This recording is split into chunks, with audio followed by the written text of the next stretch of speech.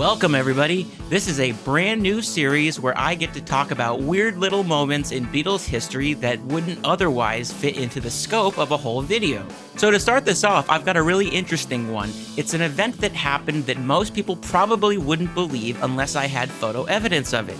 And it's the time that the Beatles played another band's gear on stage. Why did it happen? Here's the story.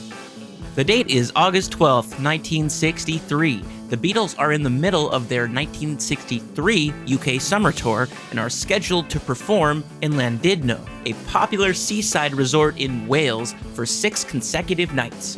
But there's a problem. The show starts in just a few hours and the Beatles are nowhere to be found. A young reporter named Judith Phillips was set to interview the band, and she was starting to get a bit concerned. In an article for the Daily Post, she recalled the situation. It was arranged that I'd meet the band in the afternoon before they did the sound check prior to the 6:30 p.m. performance, but when I arrived at the theater at about 3 p.m., there was no sign of them.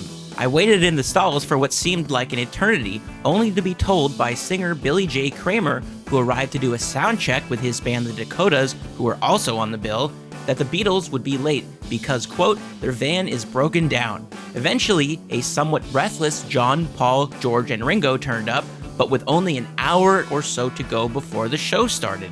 Whatever the case may be, it would appear that the Beatles did end up making it to the stage for a sound check or a photo shoot of some sort, which is why we have these absolutely bizarre photos.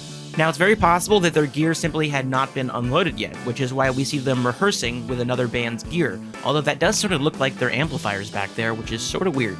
As it turns out, these instruments probably did belong to other bands on the bill. That red guitar John is playing appears to be a Gibson ES-345 owned by one of the guitar players in the Dakotas. That bass Paul is playing, upside down by the way, appears to be a Gibson EB-2, or rather Epiphone's version of that, the Rivoli, which we can also spot among the Dakotas' gear. Now, it's difficult to see what George Harrison is playing here, but it appears to be a white Stratocaster. Another act on the bill was Tommy Quickly, and his backing band was called the Remo 4. One of their guitarists did play a white Stratocaster, which I'm sure George would have been crazy jealous of at the time, so maybe that's why he picked that one up. As for Ringo, I couldn't tell you what he's playing, but it's definitely not his normal Ludwig Oyster Black Pearl kit. Of course, by the time the Beatles actually went up on stage to perform, their gear had all arrived, and this strange moment has all but been forgotten.